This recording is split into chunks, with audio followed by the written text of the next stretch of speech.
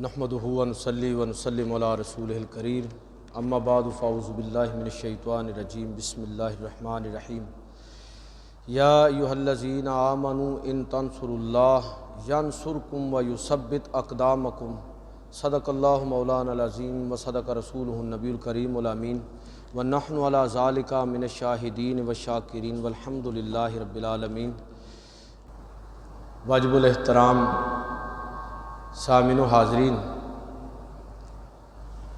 اللہ کے فضل اور توفیق سے آج کے خطبہ جمعۃ المبارک میں دو پہلوؤں سے چند باتیں آپ کی خدمت میں عرض کروں گا۔ ایک تو 6 سپٹمبر جو یوم دفاع ہے،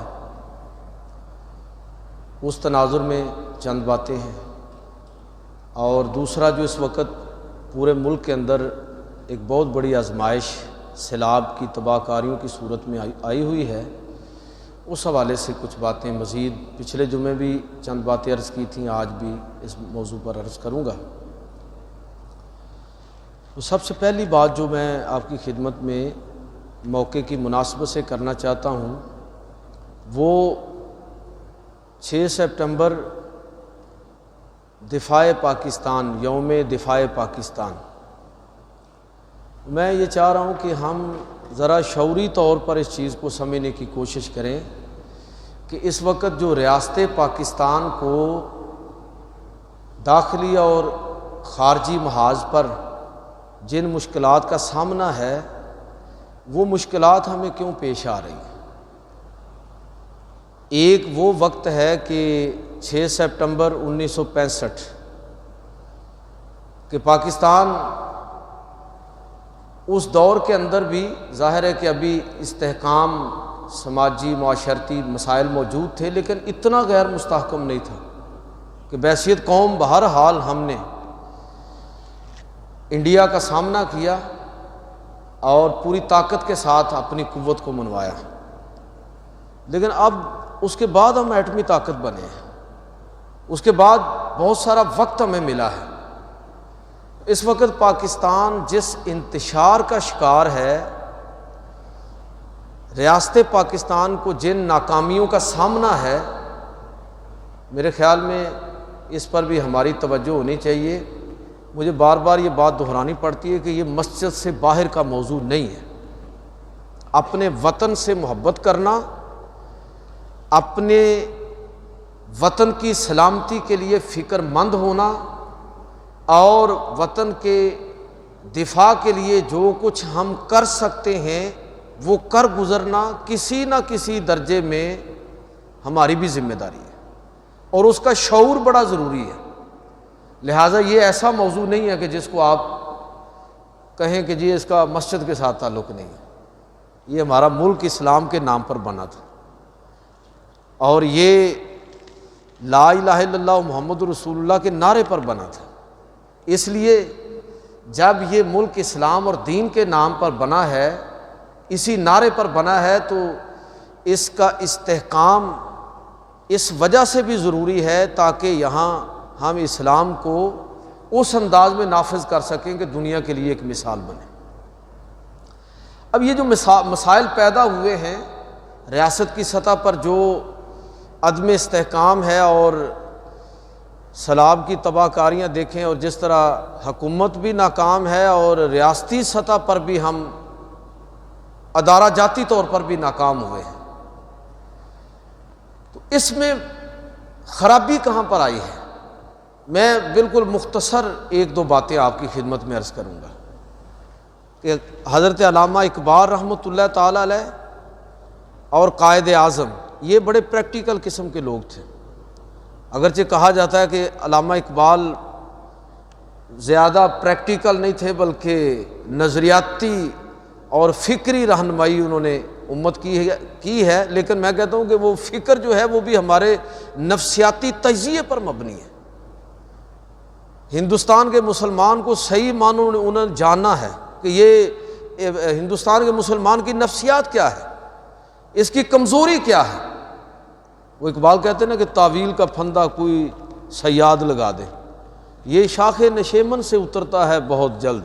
یہ ہندوستان کے مسلمان کی نفسیات کی انہوں نے بات کی ہے کہ بولے بالے لوگ ہیں اور بہت سارے جادوگر کبھی وہ مذہب کا روپ دھار کر آتے ہیں اور کبھی سیاست اور کبھی کوئی اور لوگوں کو ڈی ٹریک کر دیتے ہیں۔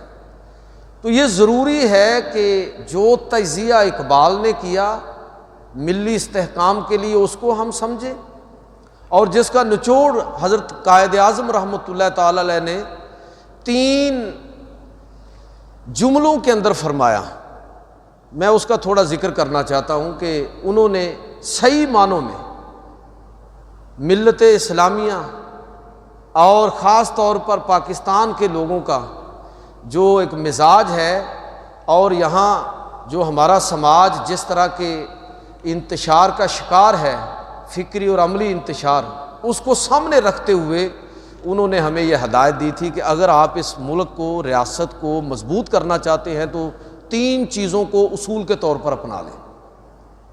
پہلی چیز اقبال کی فکر پر مبنی ہے، جو قائد اعظم نے بات کی، وہ اتحاد ہے، یقین محکم ہے۔ اور تیسری چیز جو اقبال نے اپنے اشعار کے اندر بیان کی اور قائد اعظم نے اس کو بیان کیا، وہ تنظیم ہے، ڈسپلن، یونٹی، فیتھ، ڈسپلن، 3 چیزیں ہیں۔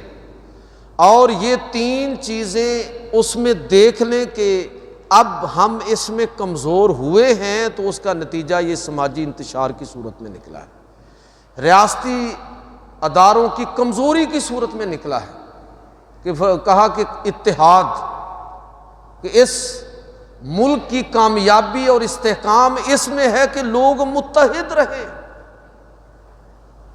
لسانی، مذہبی، مسل کی بنیادوں پر لوگوں کے اندر تفریق پیدا نہ کی جائے۔ یہی بات اقبال نے کہی نا کہ ایک ہوں مسلم حرم کی پاسبانی کے لیے، نیل کے ساحل سے تاب خاک کے کاشمیر۔ اللہ تعالیٰ قرآن مجید میں فرماتا ہے، اقبال نے ساری باتیں قرآن سے لی ہیں، وَاعْتَصِمُوا بِحَبْلِ اللَّهِ جَمِيعًا وَلَا تَفَرَّقُوا، کہ مسلمان آپس میں تفرقے کے اندر نہ پڑے۔ اس وقت جو ایک بڑا مسئلہ ہمارے اندر پیدا ہوا، جغرافیائی اور لسانی تقسیم اور مذہبی اور مسل کی تقسیم، اتحاد کی راہ میں سب سے بڑی رکاوٹ بن گئی۔ تو اقبال نے، حضرت قائد اعظم نے استحکام پاکستان کے لیے پہلا اصول ہمیں یہ دیا تھا کہ تمہیں یونٹی کا مظاہرہ کرنا ہوگا، اتحاد اور متفق ہو کر اپنے اندر یہ اتحاد اور یگانگت پیدا کرنی ہوگی۔ دوسری چیز یہ بیان فرمائی کہ تمہارے اندر یقین محکم ہونا چاہیے۔ میں اکثر یہ جملہ عرض کیا کرتا ہوں کہ آپ ایک غلط موقف کے ساتھ پیش قدمی کر سکتے ہیں، آگے بڑھ سکتے ہیں، ابہام کے ساتھ اور غیر یقینی صورتحال کے ساتھ آپ کچھ بھی نہیں کر سکتے۔ فرد کے لیے بھی اور قوم کے لیے بھی یقین محکم کتنا ضروری ہے۔ علامہ اقبال رحمۃ اللہ تعالیٰ فرماتے ہیں کہ خدائے لم یزل کا دست قدرت تو، زباں تو ہے، یقین پیدا کر اے غافل کہ مغلوب گماں تو ہے۔ جب تک وہ یقین محکم پیدا نہیں ہوگا، اپنے اوپر، اپنی قوم پر اعتماد نہیں ہوگا، اللہ تعالیٰ کی ذات پر یقین محکم نہیں ہوگا، کوئی کام نہیں ہو سکتا، کچھ بھی نہیں ہو سکتا۔ تو یہ بڑا لازم اور ضروری ہے۔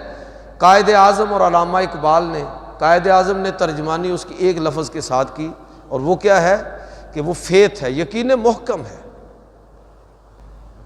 اور تیسری چیز یہ فرمائی کہ تنظیم، ڈسپلن، کہ اگر کسی قوم کے اندر تنظیم نہیں ہے، بھائی 5 وقت کی نماز پڑھنے کے بعد بھی اگر کوئی آدمی صحیح وقت پر مزدوری کے لیے نہیں نکلا، فیکٹری میں اپنے دفتر نہیں پہنچ سکا جو اس نے وقت طے کیا ہوا ہے، وہ اپنے معاملات کو مینج کرنا نہیں سیکھ سکا، کالج اور یونیورسٹی میں پڑھانے کے لیے جاتا ہے میری طرح، وہ بر وقت کلاس میں نہیں جا سکا، تو اس کا مطلب یہ ہے کہ وہ جو ڈسپلن سکھایا ہمارے دین نے، مذہب نے ہم کو، میں اکثر مثال کے طور پر نماز کا ذکر کیا کرتا ہوں کہ نماز دیکھیں، نماز کیا ہے؟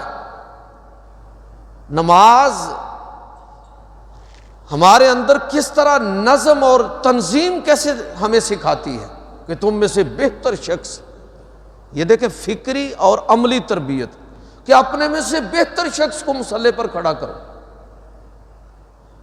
اگر وہ بہترین شخص غلطی کرے تو سبحان اللہ اور اللہ اکبر کہہ کہ اس کو ٹوکو، صف بندی کرو، اور اس میں کوئی امیر غریب یہ تقسیم نہ ہو،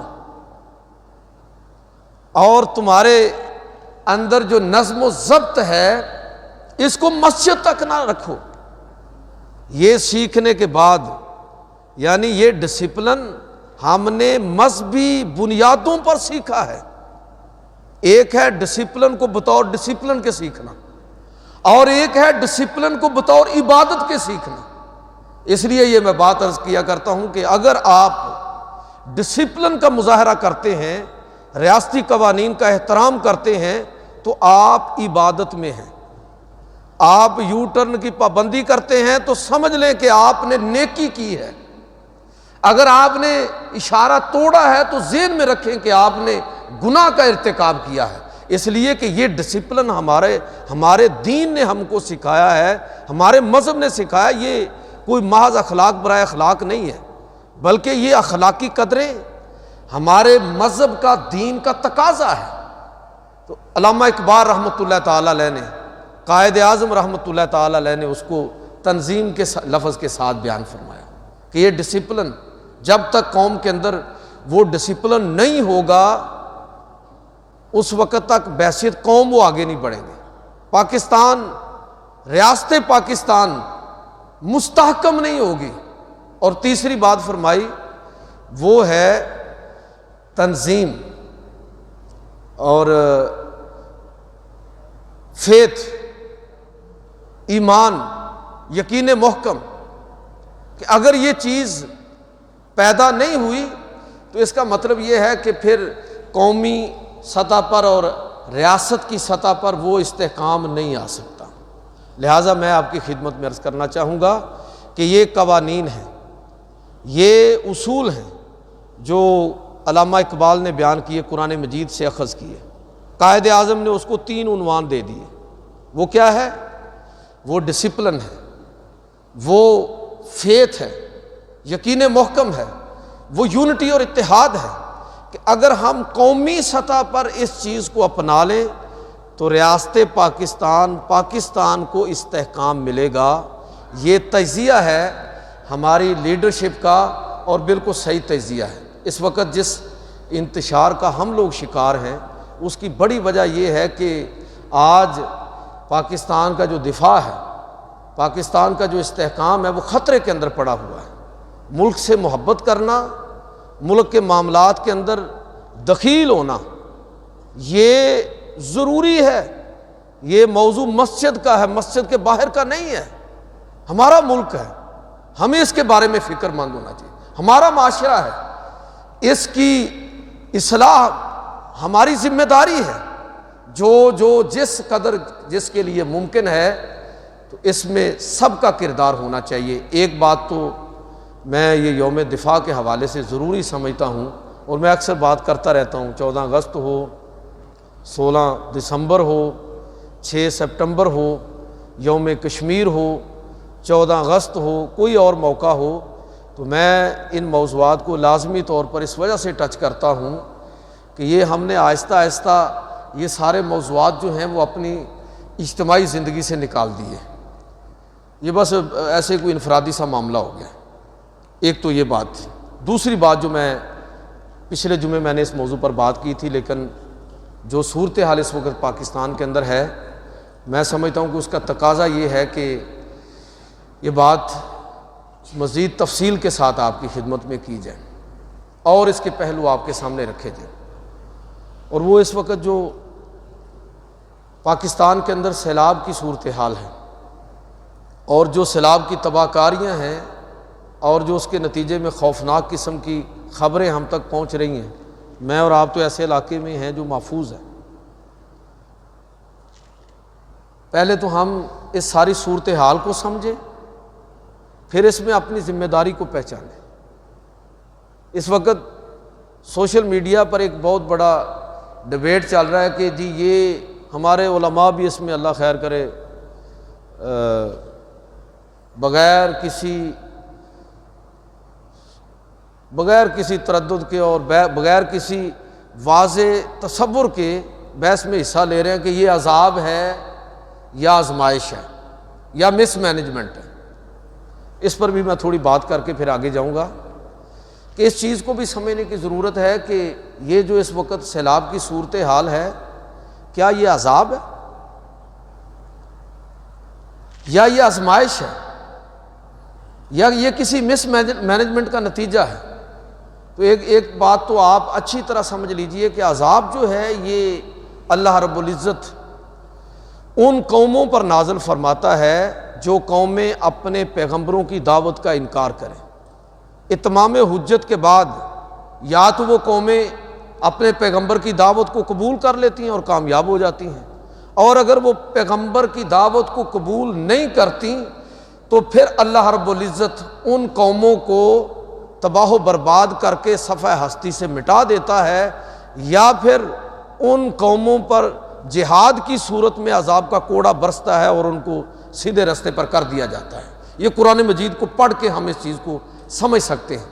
لہٰذا یہ جو اس وقت جس صورتحال سے ہم دو چار ہیں، یہ عذاب نہیں ہے، اس کو خواہ مخواہ آپ عذاب قرار نہ دیں، یہ آزمائش ہے اور مس مینجمنٹ ہے۔ آزمائش ان معنوں میں سمجھیے کہ قرآن و سنت کا مطالعہ کرنے کے بعد ایک تو یہ بات بھی ہمیں سمجھنے کی ضرورت ہے کہ تمام لوگ اس دنیا کے اندر مسلسل آزمائش کے اندر ہیں۔ اللہ رب العزت قرآن مجید فرقان حمید کے اندر ارشاد فرماتا ہے کہ وَلَنَبْلُوَنَّكُمْ بِشَيْءٍ مِّنَ الْخَوْفِ وَالْجُوعِ وَنَقْصٍ مِّنَ الْأَمْوَالِ وَالْأَنفُسِ وَالثَّمَرَاتِ وَبَشِّرِ الصَّابِرِينَ۔ آزمائش دو طرح کی آزمائش کہ انسان مسلسل آزمائش میں ہے، جس کو اللہ رب العزت نے بہت مال و دولت عطا فرمایا ہے، جس کو سوشل سٹیٹس عطا فرمایا ہے، جس کو عہدہ اور اقتدار دیا ہے، وہ بھی آزمائش میں ہے۔ اور جو کسی طرح کے نقصان کی زد میں آ جائے، تکلیف کے اندر مبتلا ہو جائے، بیماری کے اندر مبتلا ہو جائے، وہ بھی آزمائش کے اندر ہے۔ اس کا مطلب یہ ہوا کہ سارے ہی لوگ آزمائش میں ہیں، تمام انسان، پوری انسانیت آزمائش کے اندر ہے۔ اس آزمائش میں سرخرو کون ہوگا؟ سرخرو وہ ہوگا کہ جس کو اللہ رب العزت نے مال و دولت سے نوازا ہے، صلاحیت اور اہلیت عطا فرمائی ہے، رب کریم نے اس کو عقل کا اعلیٰ مقام عطا فرمایا ہے، اس کی دانش دوسرے لوگوں سے زیادہ ہے، وہ اتنی بڑی باز پرس اور اتنا ہی زیادہ سوال و جواب قیامت کے دن اس سے ہوگا۔ ڈنگروں سے کوئی سوال نہیں ہوگا قیامت کے دن۔ جو لوگ دماغ کھو بیٹھتے ہیں، پاگل، ایک آدمی پاگل ہو گیا ہے، اس پر شریعت کا کوئی حکم لاگو نہیں ہوتا۔ ایک آدمی عقل و دانش میں پیچھے ہے، اس سے اتنا ہی سوال ہوگا۔ جس کو جتنا زیادہ اللہ رب العزت نے مال دیا ہے، اختیار دیا ہے، اور جتنا زیادہ رب کریم نے کسی آدمی کو وہ حیثیت اور مقام دیا ہے، اتنا ہی زیادہ اس سے سوال و جواب ہوگا۔ اب وہ کب کامیاب ہوگا؟ وہ اس وقت کامیاب ہوگا جب وہ مال و دولت، عقل اور دانش اس کو صحیح طرح استعمال کرے، تو یہ اور اس پر اللہ کا شکر ادا کرے۔ جو اللہ نے اس کو مال و دولت دیا ہے، جو وسائل دیے ہیں، جو عقل اور دانش دیا، اس کو صحیح جگہ خرچ کرے اور اللہ پر راضی ہو، اللہ کا شکر گزار بندہ بنے کہ اللہ تیرا شکر ہے۔ یاد رکھیے کہ میں اکثر یہ بات عرض کیا کرتا ہوں کہ کسی عقل مند آدمی کو یہ زیبا نہیں ہے کہ وہ بے وقوفوں کو، کم عقلوں کو ڈانٹے اور ان پر لعنت بھیجے، بلکہ اس کو الٹا یہ سمجھنا چاہیے کہ اللہ نے ان پر مجھے جو فضیلت دی ہے اس پر وہ اظہار تشکر کرے، نہ کہ کم عقلوں کو ڈانٹنا شروع کر دے کہ تو بڑا بے وقوف ہے، تو بڑا احمق ہے، اس کی بے وقوفی ہے، عقل کم ہے، تو آپ کی عقل زیادہ نظر آ رہی ہے نا۔ تو لہٰذا جس کو اللہ نے مال دیا ہے وہ یہ سمجھے کہ یہ دوسروں کے حصے کا مال اللہ نے مجھے عطا فرمایا ہے۔ جو شخص جس کو اللہ رب العزت نے نوازا ہے وہ یہ سمجھے کہ یہ اللہ نے مجھے جو حیثیت اور مقام عطا فرمایا ہے اس کا تقاضا کیا ہے۔ تو میں جو عرض کرنا چاہتا ہوں وہ یہ ہے کہ یہ وسائل والوں کے لیے، عقل والوں کے لیے آزمائش یہ ہے کہ وہ اس نعمت پر اللہ کا شکر ادا کریں، اور جو کسی مصیبت اور تکلیف میں ہے وہ اس مصیبت اور تکلیف پر صبر کر کے اللہ کے اس آزمائش پر پورا اتریں گے۔ اللہ رب العزت یہ دیکھنا چاہتے ہیں کہ یہ مصیبت میں کتنا صابر بنتا ہے اور اللہ کی رضا پر کتنا راضی ہے۔ تو سارے ہی آزمائش میں ہیں، جن کو ملا وہ بھی آزمائش میں، جس کو نہیں ملا جو تکلیف میں ہے وہ بھی آزمائش میں۔ ایک تو یہ بات ہمیں اصولی طور پر سمجھ لینی چاہیے کہ خالق الموت والحیات لیبلوکم ایکم احسن عملا۔ اللہ رب العزت نے موت و حیات کا یہ نظام قائم ہی اس لیے فرمایا ہے کہ وہ دیکھے کہ کون آزرو عمل کے بہتر ہے۔ ایک بات۔ دوسری چیز جو میں آپ کی خدمت میں عرض کرنا چاہتا ہوں کہ یہ جو آزمائش ہے، یہ جو سیلاب ہے، یہ ہمارے لیے اللہ کی طرف سے آزمائش ہے۔ اس آزمائش میں ہمارا رویہ کیا ہونا چاہیے؟ ہم اس آزمائش میں کیوں ڈالے گئے ہیں یہ ہمیں سوچنا چاہیے۔ اس آزمائش سے ہم نکل کیسے سکتے ہیں یہ ہمیں سوچنا چاہیے۔ ہم اس وقت صحیح بات یہ ہے کہ اس وقت ہم سیلاب میں نہیں ڈوبے ہوئے، بلکہ اپنی عقل کی کوتاہی کے سمندر میں غرق ہو رہے ہیں۔ ہم نے اس عقل کو استعمال نہیں کیا، اس دانش کو استعمال نہیں کیا، بحیثیت قوم، من حیث القوم ہم نے استعمال نہیں کیا کہ ہم ماحول کو، حالات کو، قرآن کا ہم سے تقاضا کیا ہے؟ اگر ہمارے علماء کو، ہمارے انٹلیکچوئلز کو، ہمارے صحافیوں کو، ہمارے دانشوروں کو اگر توفیق مل جائے کہ وہ ادھر ادھر کے موضوعات کو چھوڑ دیں، اور ہمارے علماء کو یہ توفیق مل جائے کہ وہ حور و غلمان کے خد و خال بیان کرنے کی بجائے لوگوں کو اس طرف لے کر آئیں کہ وہ فطرت کا مطالعہ کریں، اللہ تعالیٰ کی سنت اور قوانین کا مطالعہ کریں، تو ان کو سمجھ آ جائے گی کہ یار یہ دین جو ہے یہ دنیا کے اندر کامیابی کے اصول بھی ہم کو دیتا ہے، یہ مرنے کے بعد شروع نہیں ہوتا۔ اس دین کو جاننے اور پہچاننے کا نتیجہ یہ ہے کہ آپ دنیا کے اندر بھی کامیاب ہوں اور آخرت کے اندر بھی کامیاب ہوں۔ لیکن یہ کب ہوگا؟ جب میں اور آپ اس چیز کے عادی ہو جائیں کہ ہم فطرت کو پڑھنا شروع کر دیں، قوانین قدرت کو جاننے لگیں، اللہ تعالیٰ کی سنتوں کو پہچاننے لگیں کہ اللہ کے قوانین کیا ہے اور ان قوانین کو پہچاننے کا، جاننے کا تقاضا کیا ہے، سمجھ لیں کہ اللہ کی سنت کیا ہے، اور وہ سنتیں تبدیل نہیں ہوتی۔ اور یہ بات بھی ہم کاش پلے باندھ لیں کہ اللہ رب العزت کی طرف سے جو انسانوں کو عطا کیا جاتا ہے، جو ان کو خوشحالی دی جاتی ہے، اس کا تعلق ایمان کے ساتھ نہیں ہے۔ اگر اس کا تعلق ایمان کے ساتھ ہوتا تو سارے بے ایمان مر جاتے جو اللہ کو نہیں مانتے۔ اس کا تعلق ایمان اور کفر کے ساتھ نہیں ہے، اس کا تعلق اللہ تعالیٰ کے قوانین اور اس کی سنت اور اس کے قوانین کو پہچاننے کے ساتھ ہے، اور وہ قوانین نہیں بدلتے۔ کاش ہمیں یہ بات سمجھ آ جائے، قرآن کو پڑھیں تو سمجھ آئے گی۔ اللہ تعالیٰ قرآن پاک میں فرماتا ہے نا، میں سمجھنے کے لیے ایک دو مثالیں عرض کرتا ہوں۔ اللہ تعالیٰ فرماتا ہے کہ لیس للانسان الا ما سعی، یہ قانون ہے، وہ چاہے تو چھت پھاڑ کے دے سکتا ہے، لیکن اس کا قانون یہ نہیں ہے قانون یہ ہے کہ انسانوں کی اور قوموں کی کامیابی محنت کے ساتھ وابستہ ہے.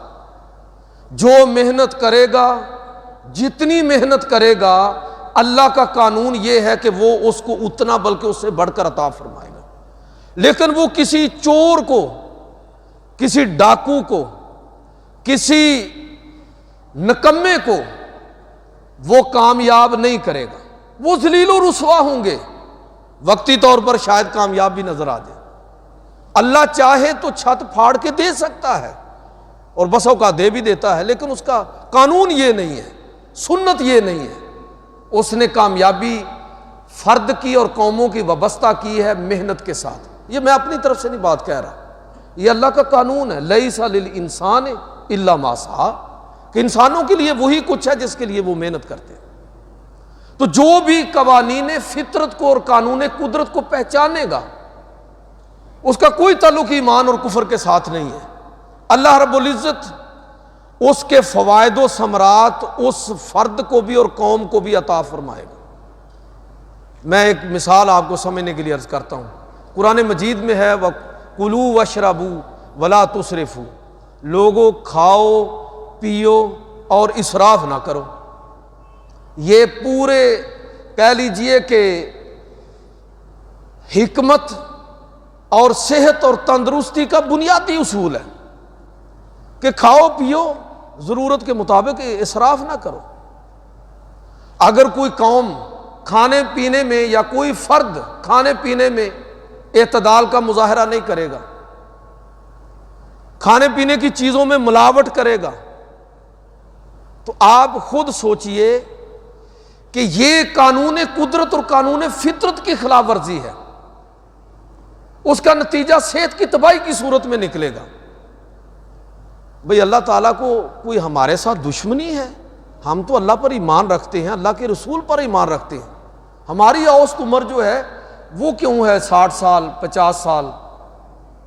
یورپ اور مغرب، چائنا، جاپان، ان کی اوسط عمر جو ہے وہ 80-90 سال، اور لوگ 100 سال عام طور پر جیتے ہیں.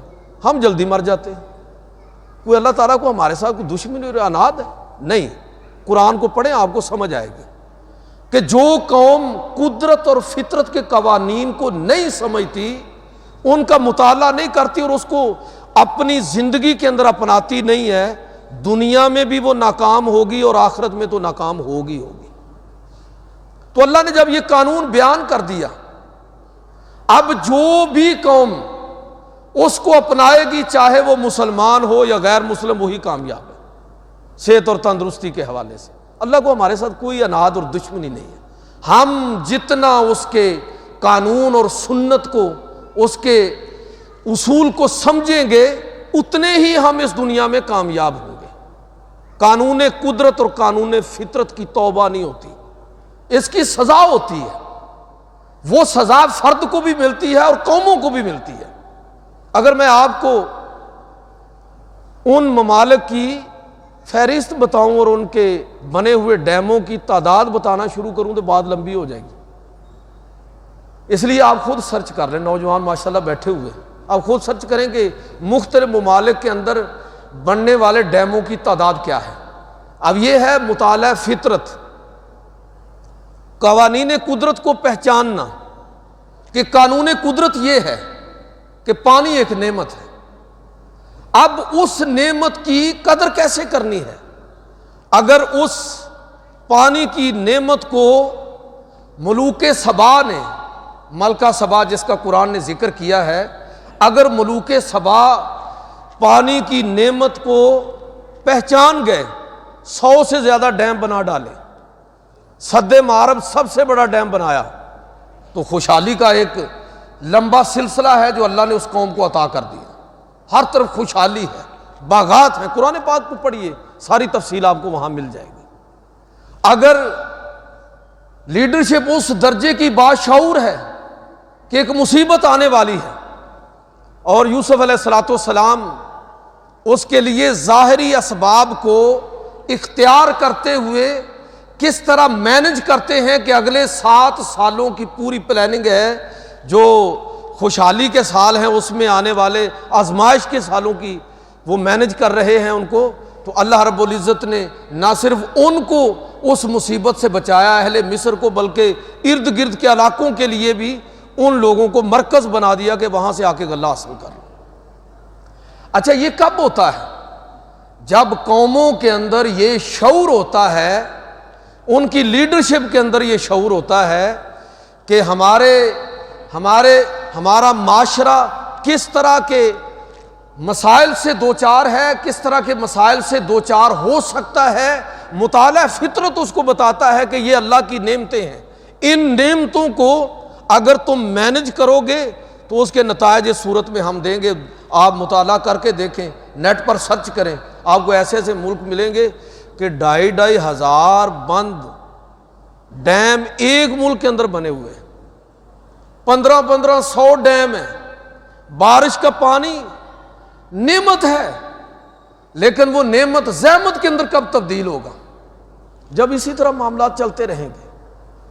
تو یہ جو ساری تباہی آئی ہے، یہ اصل میں اللہ رب العزت تو پوری انسانیت مسلسل آزمائش کے اندر ہے، لیکن وہ قومیں اس آزمائش کے اندر سرخرو ہوئی ہیں جن قوموں نے فطرت کا مطالعہ کیا، مظاہر فطرت کو سمجھا اور قدرت کے اصولوں کو سمجھا۔ وہ جس نے بھی سمجھ لیا، چاہے وہ مسلمان ہے چاہے وہ کافر ہے، جس نے بھی سمجھا اس کے مطابق اس نے اپنے معاملات کو مینج کیا۔ تو اللہ رب العزت نے ان قوموں کو وہ جو نعمتیں تھیں ان کے لیے ان کو بڑھا کے اس کے فوائد و ثمرات کو اس پورے ملک اور پوری قوم کے لیے باعث وجہ و افتخار بنا دیا۔ اور جو ہم جیسے نالائق تھے وہ سال کا کچھ حصہ روتے رہتے ہیں خشک سالی کی وجہ سے، اور باقی حصہ جو ہے وہ روتے رہتے ہیں سیلابوں کی زد میں آ کے۔ تو کون اس کو مینج کرے گا؟ جب قوم کے اندر پچھلے جمعے بھی یہی بات میں نے کی، ہمارے اندر ہی شعور نہیں ہے۔ ہم کس طرح کے حکمران چاہتے ہیں جو میرے اور آپ کے ذاتی کام کریں، جو صرف میرے معاملات کو ہینڈل کرے؟ جب تک بحیثیت قوم ہمارے اندر اجتماعیت پیدا نہیں ہوتی، اجتماعی شعور پیدا نہیں ہوتا، اور ہمارے حکمران بھی صحیح معنوں میں دانشور نہ ہوں۔ وہ دانشور تب ہوں گے جب ہم دانش مند ہوں گے، ہم سمجھیں گے کہ مسائل کو سمجھیں گے، قرآن و سنت کو پڑھیں گے، اللہ رب العزت کے قوانین کو، قوانین فطرت کو، سنن الہیہ کو، کہ اللہ رب العزت کی سنت کیا ہے۔ اس نے تو یہ کائنات نعمتوں کے ساتھ بھری ہوئی ہے۔ وہ نعمتیں جب ہم ان کی قدر نہیں پہچانتے تو وہ نعمتیں زحمت کے اندر کب تبدیل ہوتی ہیں؟ بارش کا پانی کب رحمت کی بجائے زحمت بنتا ہے؟ جب آپ اس کی ناقدری شروع کر دیں گے، جب آپ مسلسل ناقدری کریں گے تو اس کے نتائج یہی نکلیں گے۔ اب یہ بحث کرنے کی تو شاید اب یہ موقع نہیں ہے کہ ہم اس پر کوئی بہت زیادہ رد عمل دیں کہ کون اس کا ذمہ دار ہے۔ وہ تو ہمیں نظر آ رہا ہے، ہماری حکومتیں ہی اس کی ذمہ دار ہیں، ہماری لیڈرشپ اس کی ذمہ دار ہے، اور اس سے پہلے ہم لوگ خود۔ اب اصل کام جو کرنے والا ہے وہ یہ ہے کہ ہم اس حوالے سے کیا کر سکتے ہیں۔ میں اور آپ جو ہمارے بھائی اس وقت آزمائش کے اندر ہیں، ان کے لیے ہم کیا کر سکتے ہیں؟ تو میرے بھائیوں، دعا کرنا بھی ضروری ہے، اللہ کی طرف رجوع کرنا بھی ضروری ہے، اور میں اکثر عرض کرتا ہوں کہ رجوع کرنے کے لیے عذاب کا انتظار نہیں کرنا چاہیے کہ کوئی مصیبت آئے گی تو اللہ کی طرف رجوع کریں گے۔ توبہ اور رجوع ہر لمحہ ہے، ہر وقت ہے، اور وہ پہلے بھی اور آج بھی اللہ کی طرف رجوع کرنے کی ضرورت تھی اور ہے۔ ہم اپنے رب کی رحمت کے ہر لمحہ محتاج ہیں۔ ایک تو ہمیں یہ کرنا چاہیے کہ رجوع اللہ، اور دوسرا یہ ہے کہ عملی طور پر ہم کیا کر سکتے ہیں۔ میں ایک حدیث قدسی جو ہے وہ آپ کی خدمت میں عرض کرنا چاہوں گا کہ جس کا مفہوم یہ ہے کہ نبی کریم صلی اللہ علیہ وسلم نے فرمایا کہ قیامت کے دن اللہ رب العزت بندوں سے ناراض ہوگا۔ یہ وسائل والے لوگوں کی آزمائش ہے، صلاحیت والے لوگوں کی آزمائش ہے۔ اللہ رب العزت بندوں سے ناراض ہوگا، فرمائے گا کہ میں بھوکا تھا تو نے مجھے کھانا نہیں کھلایا۔ بندے سے اللہ تعالیٰ فرمائے گا میں پیاسا تھا تو نے مجھے پانی نہیں پلایا۔ میں بیمار تھا تو نے میری مزاج پرسی نہیں کی، میں ضرورت مند تھا تو نے میری ضرورت پوری نہ کی۔ بندہ عرض کرے گا کہ اے میرے رب تو ان ساری کمزوریوں سے پاک ہے، میں بھلا تجھے کیسے کھلاتا پلاتا، تیری ضرورت کو کیسے پورا کرتا؟ اللہ رب العزت فرمائے گا کہ میرے بندے، میرا فلاں اور فلاں بندہ وہ آزمائشوں میں پڑے ہوئے تھے اور تجھے میں نے وسعت دی تھی، تجھے میں نے توفیق دی تھی، تو نے اس توفیق کے باوجود ان کی کوئی مدد نہ کی، بھوکے کو کھانا نہیں کھلایا، پیاسے کو پانی نہیں دیا، بے لباس کو لباس نہیں دیا، ضرورت مند اور حاجت مند کی ضرورت اور حاجت کو پورا نہیں کیا۔ اگر تو ایسا کرتا تو وہاں پر مجھے موجود پاتا۔ تو میرے بھائیوں، اس وقت جو صورتحال ہے یہ بالکل جنگی نوعیت کی ہے۔ زکوٰۃ فرض ہے، لیکن صرف زکوٰۃ دینے کا ہی ہمیں حکم نہیں ہے۔ زکوٰۃ کے علاوہ جب ہنگامی حالات ہوں تو ہمارے ذمے ہے کہ ہم اپنے مسلمان بھائیوں کی دیکھیں اور اپنی، یہ جو قرآن نے لفظ استعمال کیا نا اِثار کا، وَيُؤْثِرُونَ عَلَىٰ أَنفُسِهِمْ وَلَوْ كَانَ بِهِمْ خَصَاصَةٌ، کہ مسلمان کی تعریف ہی یہ ہے کہ جب وہ اس طرح کے معاملات ہوتے ہیں تو وہ اپنے آپ پر دوسروں کی ضرورت کو ترجیح دیتے ہیں۔ اور بسا اوقات تو ایسی مثالیں موجود ہیں کہ صرف کھانے پینے تک کی نہیں بلکہ وہ تو اپنی جان پر بھی دوسرے کی جان بچانے کو ترجیح دیتے ہیں۔ جنگ یرموک کے اندر یہ واقعہ ہمارے سیرت نگاروں نے لکھا کہ ایک صحابی اپنے چچا زاد کی تلاش میں نکلتے ہیں اور دیکھا کہ شہیدوں میں نہیں ہے، زخمیوں میں نہیں ہے، میدان جنگ کا رخ کیا، وہاں جو زخمی پڑے ہوئے تھے ان میں ان کے چچا زاد بھائی ان کو مل گئے، آخری سانس تھی، تو وہ کہنے لگے کہ مجھے پانی پلاؤ۔ تو پانی جب ان کو پلانے لگے تو ساتھ والے زخمی نے بھی کہا کہ مجھے بھی دینا، تو اس نے ادھر ہی روک دیا، اس نے کہا کہ پہلے اس کو پلاؤ۔ اس کے پاس گیا تو ساتھ والے نے کہا کہ مجھے بھی دینا، اس نے کہا جی پہلے اس کو دو۔ جب وہ اس کو پلانے لگا تو وہ پینے سے پہلے ہی اس کی جان وہ شہادت کے مرتبے پر فائز ہوا۔ دوسرے کے پاس آیا تو وہ بھی، اور اپنے بھائی کے پاس، چچا زاد بھائی کے پاس پہنچا تو وہ بھی شہید ہو چکا تھا۔ یہ مثالیں ہمارے اسلاف کی تاریخ ایسی ہی ہے کہ وہ اپنے مال و دولت کو نہیں بلکہ اپنی جانیں تک اپنے بھائیوں کے لیے قربان کر دیتے ہیں۔ انما المؤمنون اخوہ، بے شک مومن آپس میں بھائی بھائی ہیں۔ تو یہ اگر جسم کا جسد واحد کی طرح ہے اور اگر جسم کے کسی ایک حصے کو تکلیف پہنچے تو سارے حصے اس تکلیف کو محسوس کرتے ہیں۔ آج جو صورتحال اس وقت بنی ہوئی ہے پورے ملک کے اندر وہ بڑی ہنگامی نوعیت کی ہے۔